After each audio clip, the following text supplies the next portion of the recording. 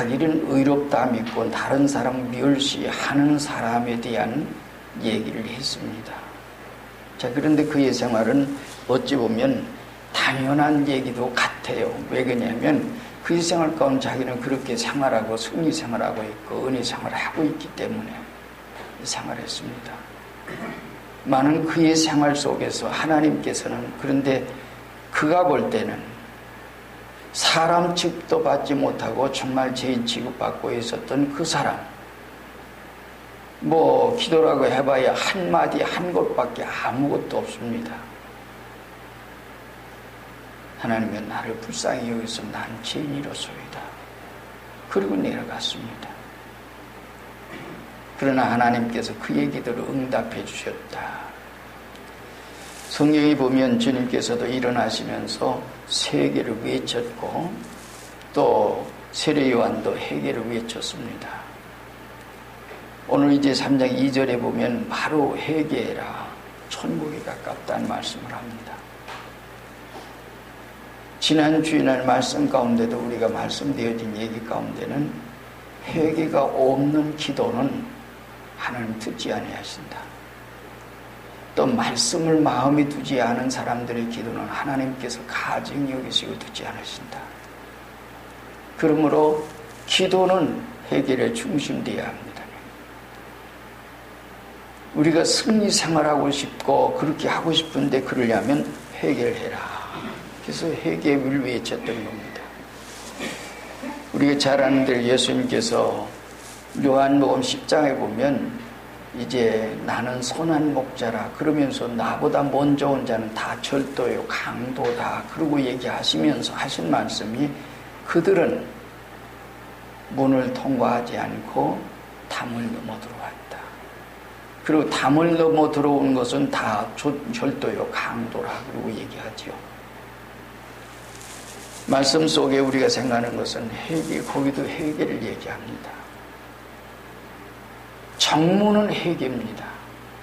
우리의 믿음 생활에 회개가 있는 그 모든 생활 속에 있어야 합니다. 그래야만이 우리가 은혜 생활할 수 있고 회개할 때 귀가 열려지고 회개할 때 우리가 기도가 응답이 되고 회개할 때 성경이 뭔가 새로워지고 말씀이 들려지고 깨달아지고 알아지고 정말 회개하는 것은 우리에게 얼마나 참보 귀한지 모릅니다. 그것이 오늘 회개에 대한 얘기예요. 그래서 회개하라는 말씀을 오늘 드리려고 합니다. 세례 요한이 얘기한 얘기. 여기 세례 요한이 맨 먼저 오늘 말씀 가운데는 그런 말을 하지. 요한이 많은 바리새인들과 사두개인들이 세례 베푸는데 오는 것을 보고 그러고 얘기합니다. 거기 온 사람들이 바리새인들과 사두개인입니다. 우리가 늘 잘 알고 있지만 바리새인이라는 거룩히 구별됐다고 하는 바리새인. 그래서 나는 다른 사람들과 같지 않아 구별된 생활을 하고 있어. 또 구별된 그런 생활이고요. 그래서 바리새인의 기도 가운데 지난주에도 얘기를 했지만은 나는 다른 사람들 토색, 불의, 간음을 하는 자들과 같지 않고 그리고 얘기하지요. 저들과 같지 않다 비교해서 얘기를 했습니다. 그게 그들의 생활이었으니까. 또 일에 2번씩 금식하고 소득의 11절 드립니다. 근데 그 기도가 하나님께 상달된 건 아니었습니다. 거기에 그 사람 속에 있는 것은 뭔가니 교만이 있었습니다. 예수님께서 마태복음 23장에 7월 선언하지요. 우리가 참 그들의 생활 속에 보면 그가 기도한 그것처럼 그들의 생활을 그렇게 살았기 때문에 다른 사람에 대한 한 가지 무서운 것은 뭔가니 자기가 아무리 그랬더라도 다른 사람을 불쌍히 여기는 마음이 있었는데 불쌍히 여기는 마음이 무시하고 멸시하는 속에 있었다고 하는 얘기입니다. 그게 없어야 돼요. 모든 사람 불쌍히 여기고 긍휼히 여기고 사랑함이 있어야 됩니다. 저것들은 죄인들이야. 상대할 수 있는 사람이 아니야. 저것들은 세리야. 외국노야. 나라의 세금 받아서 노마에 바치고 있잖아. 또 도적들이야. 많은 세금 거두어서 자기가 착복하고 있잖아. 그 사람이 아무리 정당하게 나라에서 부과한 세금만 받아서 바쳤다 하더라도 그때 당시에 사건적인 면에서 모든 사회적인 구조가 얼마가 죄됐든 간에 그 이상 받는 것은 그 사람들이 타치를 안 했기 때문에 그렇게 생각을 했던 것이 그때 세리였습니다. 사람 취급 못 받았죠. 그런 속에 있었는데 그는 그러나 사람들이 그렇게 취급하고 있는 그 속에 여러분들이 아마 오늘 여기 마태라고 하는 사람이 세리였죠.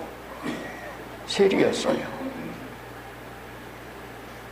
근데 마태라고 하는 사람은 세리였다고 하는 그러면서 주님의 부름을 통해서 예 하고 주님 부를 때 아무 반항 없이 세관에 앉아있는 그를 보고서 날 따르거라. 그럴 때 바로 따랐습니다.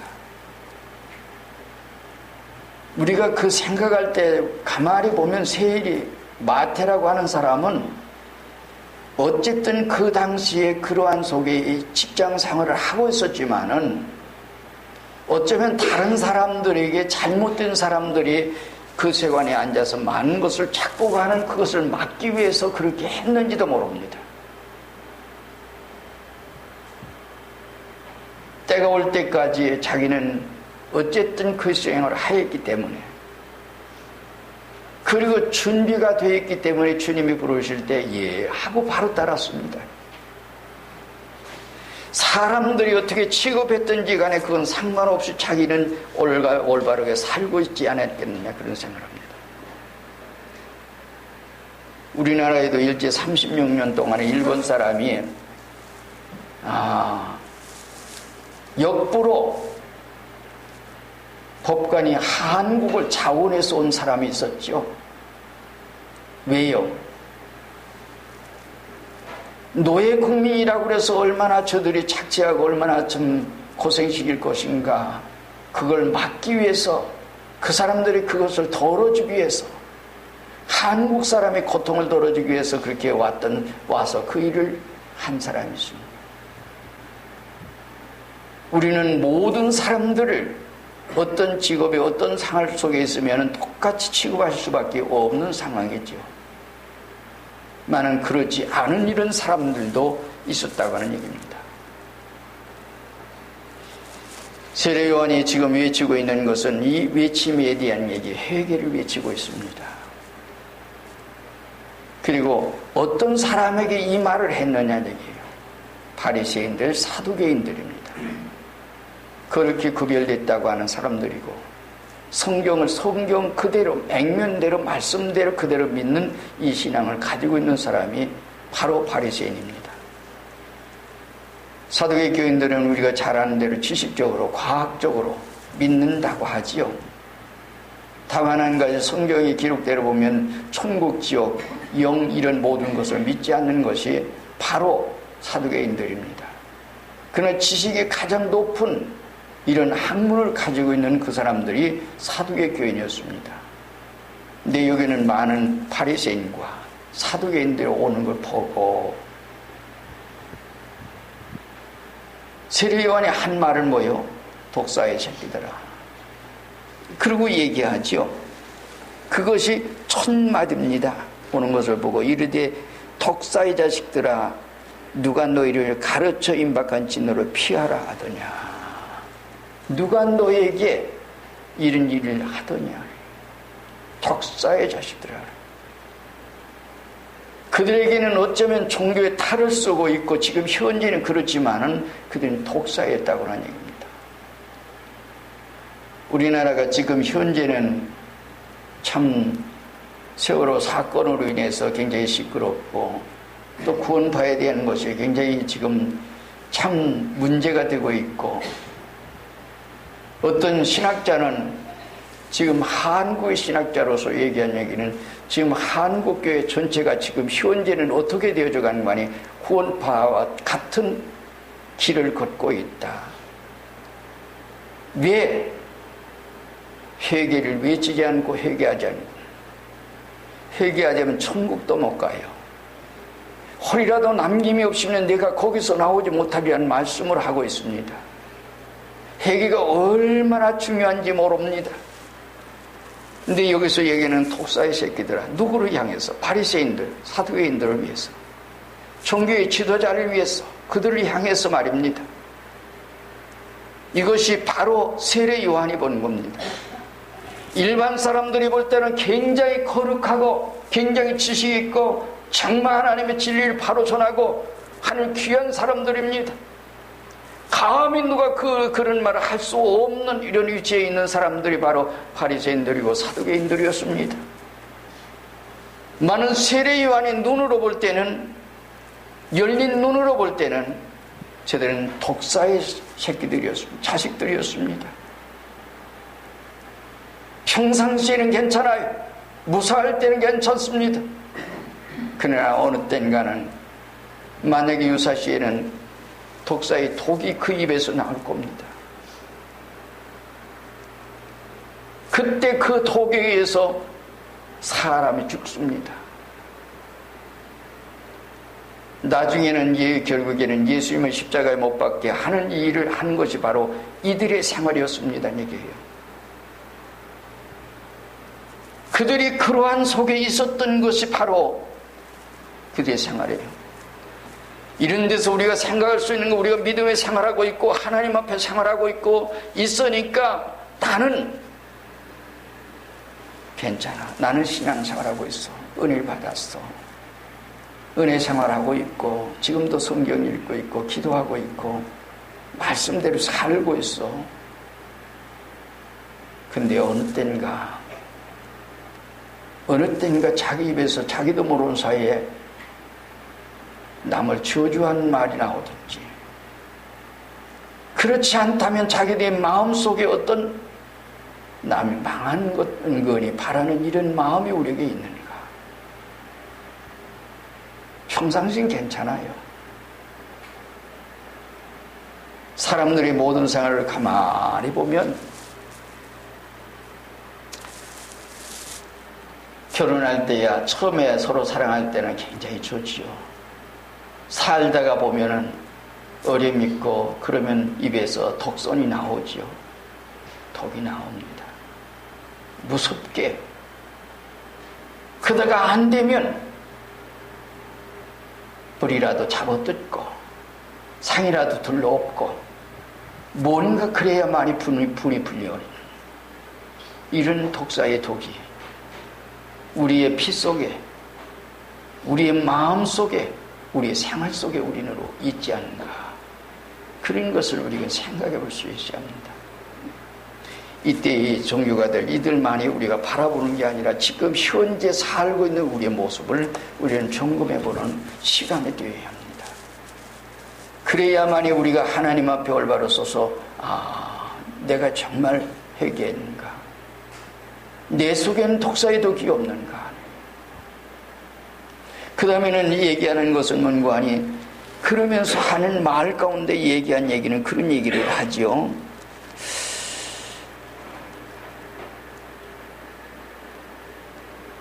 누가 너희를 가르쳐 임박한 진노로 피하라 하더냐. 그러므로 회개에 합당한 열매를 맺고 속으로 아브라함이 우리 조상이라 생각지 말거라.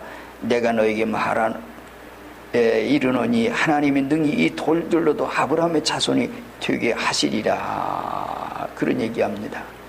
그러면서 이미 토끼가 나무 뿌리에 놓였으니 좋은 열매 맺지 아니한 나무마다 찍어 불에 던져지리라. 이 말씀 우리가 참 얼마나 무서운지 모르죠. 이미 토끼가 나무 뿌리에 놓여 있으니, 이미 토끼가 나무 뿌리에 놓여 있다. 그러므로 좋은 열매 맺지 아니하는 나무마다 찍혀 불에 던져지리라. 이 말씀을 우리가 늘 얘기해서 잘 아는 얘기입니다. 우리가 천국 믿고 지옥을 믿고 있습니다. 그러기에 천국 가고 지옥 가려고 가지 않으려고 믿음의 생활하고 있습니다. 아무리 바쁘더라도 우리가 믿음으로 하나님 앞에 나와서 예배를 드리지요. 어디 가려고? 천국 가려고. 근데 정말 그게 믿어지는가 얘기예요. 그걸 내가 지금 믿고 있는가 얘기입니다. 믿고 있는데, 내가 정말 그걸 믿고 있는데, 믿기 때문에 나는 믿음 생활하고 있어. 전에도 얘기했지만 제가 주일학교 이제 선생을 하면서 장로님이고 권사님이고 그분들의 자녀들이 주일날 교회에 안 나왔어요. 장로님 아무개 어디 갔습니까? 예, 학원 갔습니다. 권사님 아무개 어디 갔습니까? 학원 갔습니다. 깜짝 놀라서 제가 얘기했습니다. 장로님 신앙생활 왜 하십니까? 권사님 신앙생활 왜 하십니까? 천국 가려고요? 세상 것을 다 얻었어도, 만약에 얻었다 하더라도 지옥 가면 못 하겠습니까? 나는 하나님 앞에 천국 가기 위해서 교회 왔고, 자녀들은 앞으로 출세 용달을 하기 위해서 좋은 학교 가기 위해서 공부하고 그러기 위해서 학원 보냈습니까? 그때 하던 얘기입니다. 두려운 마음을 가지고 말입니다. 내 가족이 하나님 앞에 나와서 예배를 드리지 않아도 나는 기도하지 않아. 내 가족들이 지금 세상 밖으로 방황하고 있는데도 나는 기도하지 않아. 기도를 한다면 무슨 기도해요? 사업이 잘 되기 위해서 기도하고, 자녀들이 잘 되기 위해서 기도하고, 보다 돈 많이 벌어서 잘 살기 위해서 기도하죠? 그런 거 기도합니까? 그런 거 다 안 해도 괜찮아. 세상에서 조금 오늘 우리가 못 먹고 못 입고 살더라도 내 자녀들이 천국 가면. 그래서 주님께서 하신 말씀이 뭐예요? 마태 16장 26절에 네가 만일 온 천하를 얻고도 네 생명을 잃었단다면 무엇이 유익하겠느냐. 네가 만일 온 천하를 얻었어요. 돈도 명예도 출세 영달 다 했어요. 지위도 얻었어요. 많은 생명을 잃었단다면 무엇이 유익하겠느냐. 육신의 생명도 잃었으면 아무 소용이 없어요. 그런데 영혼의 생명, 100년 미만의 이 세상 짤막한 생활입니다. 그 생활에서 우리가 행불행울해서 보다 잘 살기 위해서, 보다 잘 먹고 잘 입기 위해서, 그러면서 세상에서 잘 살기 위해서 우리가 정말 얼마나 노력합니까? 새벽부터 밤늦게까지 들을 소리 못 들을 소리 다 들어가면서 그 일을 합니다. 그것 때문에 때로는 하나님 옆에 기도도 하죠. 많은 내 자녀들이, 내 가족들이 하나님 앞에 나와서 믿음 생활을 하지 않는데 지옥으로 달려가고 있는데 나는 아무 감각이 없습니다. 기도하지 않습니다. 전도하지 않습니다. 그랬습니까? 그렇단다면 나는 안 믿는 사람이요. 믿는 것 같은 형식은 가졌습니다. 겉으로는 믿습니다. 신자고 집사고 장로고 목사고 이런 생활 가운데 있습니다. 지금 구원파에서 얘기하는 거요. 그들이 믿습니까? 그들이 하나님 믿는다고요? 잘 잘 생각하셔야 합니다. 이미 도끼가 나무 뿌리에 놓여 있어요. 좋은 열매 맺지. 나쁜 나무 같으면 열매 맺기를 맺었으면 안 돼. 맺지 못하게 할 겁니다. 많은 나무는 좋아. 신자요, 집사요, 장로요, 목사요, 직분을 가졌어요. 하나님 앞에 충성을 해요. 나는 너는 그렇게 생활하는 것 같은데 가족들이 아직도 하나님 앞에 생활하지 못하는 모습을 보면서도 아무 감각이 없구나. 기도도 하지 않고 있구나. 세상에 잘 되는 것만 가지고 자랑하고 있구나. 그것만이 지금 마음속에 있구나. 그래서 이미 도끼가 남불이에요. 이건 가족에 대한 거. 우리가 전에도 얘기한 얘기지만 하나 얘기한다면 어떤 학생이 친구에 의해서 교회를 나갔습니다. 딱 몇 번 나간 관이 한 달을 나갔어요. 4주를 나갔습니다. 4주를 나갔는데 4주 나가서 거기서 들은 게 뭔 관이 천국이 있고 지옥이 있구나. 예수 믿지 않으면 다 지옥 간다. 예수만 믿어야만 천국 간다. 그때 그렇게 난 다음에 그가 느껴지는 그거는 생각할 때 야 이거 큰일 났구나. 내 아버지 예수 안 믿고 내 어머니 예수 안 믿는데 내 가족들이 예수 안 믿는데 이 일을 어떻게 한다는 말인가. 잠을 잘 수가 없습니다. 밥을 먹을 수가 없습니다. 잠을 자지 않지 밥을 먹지 않지 자 하루 이틀 3일 4일 5일 6일 이게 갑니다. 아들이 죽어갑니다. 왜 밥을 안 먹냐. 예, 이래서 그럽니다. 결국에 그 가족들이 아니다 우리 교회 간다. 그래가 가족들이 다 하나님 앞에 나왔습니다. 그리고 나서 밥 먹기 시작했습니다. 한 달 난 우리가 수십 년 동안 우리가 믿음의 생활을 하면서도 믿는다고 하면서도 나는 내 가족에 대한 것을 그렇게 생각했던 것은 이깁니다. 이미 도끼가 나무 뿌리에 놓여 있습니다. 내가 신자되고 집사되고 장로고 목사 됐구나. 믿음 생활을 한다고 하고 있구나. 그런데 가족들이 그러한 속에 있으면서도 아무 감각이 없구나. 그러므로 이미 도끼가 나무 뿌리에 놓여 있으니 찍어버릴 수밖에 없구나. 찍을 수밖에 없는 상황에 있다 한 말씀을 합니다. 앞에서는 독사의 독을 얘기하고 여기서는 이와 같이 이미 도끼가 나무 뿌리에 놓여 있으니 그리고 이제 마지막 또 한 가지 얘기하는 것은 나중에는 그런 말씀을 하지요. 주님께서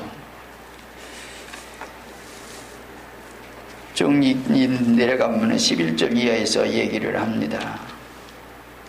나는 너희로 회개하기 위하여 물로 세리를 베풀거니와 내 뒤에 오시는 이는 능력이 많으신 나는 그의 신을 들기도 감당하지 못하겠네. 그는 성령과 불로 너에게 세리를 베풀 것이요 손에 키를 들고 자기의 타작마당을 정하게 하사 알곡을 모아 곡간에 들이고 쭉정이 꺼지지 않는 불에 태우시리라. 그런 얘기를 합니다. 얘기한 얘기를 문관이 너희가 알맹이가 없구나. 쭉정이로구나. 알맹이와 쭉정이는 어느 때까지 이게 같이 가는 거 아니? 우리가 이제 농촌에서 농사 짓는 것을 보면 잘 알지요. 잡초와 비슷한 것들이 있습니다. 표와 비슷한 것은 피요. 비슷해요. 그래서 근데 물론 자세히 보면 알죠. 근데 그게 어느 때 가는 거 아니? 열매 맺을 때까지라는 얘기입니다. 주님께서 여기서 말씀하는 것은 뭔가 최후의 때까지라는 얘기예요. 열매 맺을 때까지. 주님께서 마태복음 13장에 보면 이제 좋은 씨를 뿌렸어요. 근데 가라지가 났습니다. 가라지를 뽑을까요? 놔둬라. 가라지 뽑다가 곡식까지 다칠까 두렵구나. 그러므로 추수 때까지 두거라. 그때 내가 추수꾼들에게 말해서 가라지를 먼저 거두어내서 풀에 이제 단으로 묶어서 풀에 던져드리라. 알곡은 알맹이가 있습니다. 머리를 숙이지요. 땅에 영향을 주지요. 흔들림이 없습니다. 바람이 불어도 흔들림이 없어요. 그런 쭉정이는 한들한들해요. 열매가 없기 때문에 속의 곡입니다. 결국엔 최후의 심판 때까지 가는 것이 알곡과 가라지입니다. 여기 이제 쭉정입니다. 최후의 심판 때까지. 그때까지는 누가 정말 참된 신앙을 가지고 믿음의 생활을 하는지 그렇지 않은지 잘 몰라요. 최후의 심판 때. 정말 우리가 하나님 앞에 회개해서 은혜 생활하고 있고 하나님 앞에 그런 생활 가운데 있는가? 그러기에 나는 그 속에서 있는가? 그렇게 되는 것은 그때에서야 깨닫게 됩니다. 정말 하나님 앞에 우리의 생활 속에 알곡은 남에게 영향을 줍니다. 뭔가 은혜를 줍니다. 생명을 주지요. 바람이 불어도 흔들림이 없어요. 신앙생활에 오늘 우리가 주님께서는 마태복음 7장에서는 그 말씀을 합니다.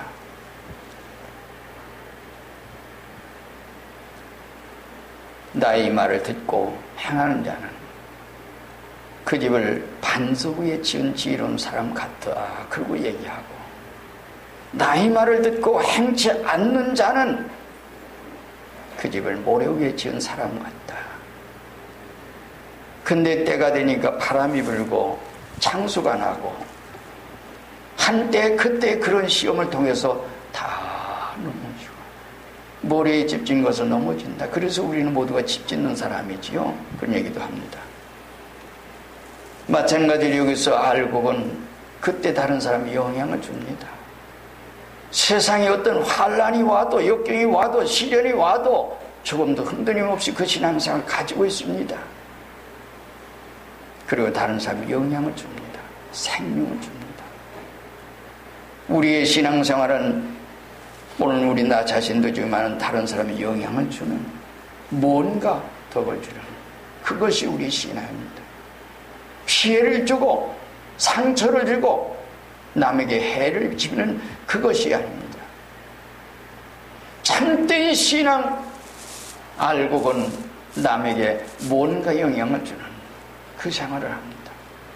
비록 부족하지만은 자기 있는 힘을 다해서 그 생활을 하는, 그래서 열매를 줍니다. 그래서 만약에 그때까지 이 쭉정이가 됐다면 그때는 할 수 없이 결국에 까불러서 불에 던져 사르고 말 거다 하는 말씀합니다. 오늘 우리의 생활은 우리는 어떤 생활 가운데 있는지 잘 모르죠. 우리에겐 뭐가 나에게 있습니까? 얘기해요. 만약에 하나님의 은혜로 회개해서 은혜를 얻고 은혜 얻은 사람이란다면 뭔가 다른 사람이 영향을 주지요. 그래서 원수가 와도 마태복음 5장에서도 주님 얘기하잖아요. 10년이 가는 자 복이 있는 천국이 저희 것이요. 이런 천국 얻은 사람들, 그런 사람들은 물론 두 번째 단계에서는 애통하고 세 번째 단계에서는 이제 온유하고 줄이고 목마름 같이 해서 결국에 그래서 남의 화평을 도모하면서 뭔가 주는 그런 생활 가운데 있는 이 일 가운데 있어요. 회개하고 변화된 사람. 원수가 있어도 원수를 사랑하죠. 핍박자 위해서 기도하죠. 자기를 해롭게 하는 사람을 위해서 기도하죠. 그게 그런 생각 가운데 왜요? 회개했기 때문에. 회개할 때 그 모든 잘못된 것들이 다 오늘 우리는 없어졌기 때문에 그것 때문에 눈물 버리고 하나님께 회개했거든요. 그래서 마치 주님의 은혜를 얻고 보니까 주님께서 나를 위해서 십자가에 죽으시기까지 했는데 나도 뭔가 다른 사람을 위해서 죽을 수는 없지만은 해야지. 그 생활 가운데 있는 게 그래서 복음을 전하죠. 가족을 위해서, 이웃을 위해서. 위해서 자기 있는 거 주지요. 나에게 아무게 그게 없다면 아무 줄 수 없어요. 사도행전 3장에 보면 성전에 들어갔는데 나면서부터 안진뱅이 된 자가 구걸을 하고 있습니다.